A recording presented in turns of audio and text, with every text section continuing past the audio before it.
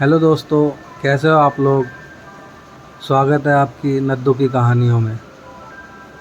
तो ये कहानी है एक अंधी माँ की। एक कस्बे में एक विधवा अंधी औरत रहती थी। उसका एक बेटा था जिसके पालन पोषण की सारी जिम्मेदारी उसके कंधों पर थी।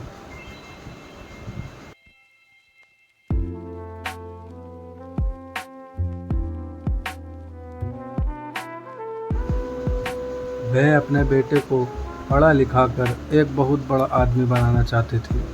इसलिए उसने उसका दाखिला कस्बे के सबसे अच्छे स्कूल में किया। वह दिन रात मेहनत करती ताकि बेटे की स्कूल की फीस भर सके। लड़के के स्कूल के बच्चे उसकी माँ के बारे में जानते थे। वे सब उसे अंधी का बेटा कहकर चिढ़ाते थे। उसका लड़का बहुत परेशान था। उसे अपनी माँ पर शर्म आने लगी। वह उसके साथ कहीं भी आने जाने में से कतराने लगा था। जब लड़का बड़ा हुआ तो उसकी शहर में अच्छी नौकरी लग गई।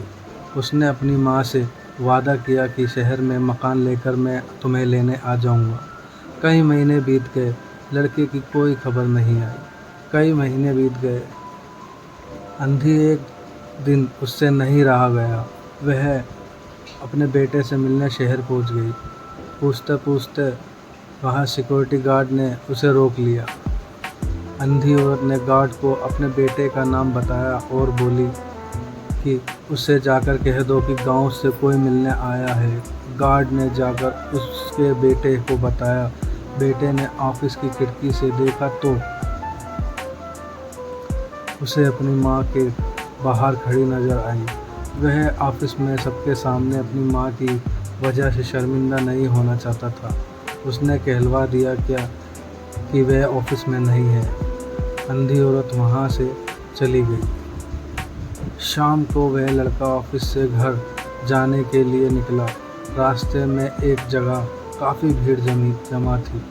वहाँ अपनी गाड़ी रोककर भीड़ के पास पहुँचा तो बीच सड़क में अपनी माँ को मरा पाया। उसके हाथ में एक चिट्ठी थी जिसमें लिखा था, बेटा बड़े दिन हो गए थे, तेरी कोई खबर नहीं मिली थी। चिंता हो रही थी इसलिए तुझसे मिलने चली आई।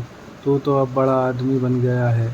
तुझसे मिलना अब शायद मुझ गरीब की किस्मत में नहीं, लेकिन मैं बहुत खुश हूँ। तूने अपना ही नहीं मेरा भी सपना पूरा किया। मलाल है कि तेरी तरक्की देख नहीं सकी।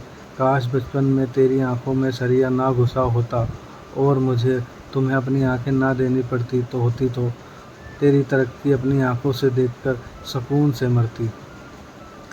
ये पढ़कर लड़का फूट फूट कर रोने लगा।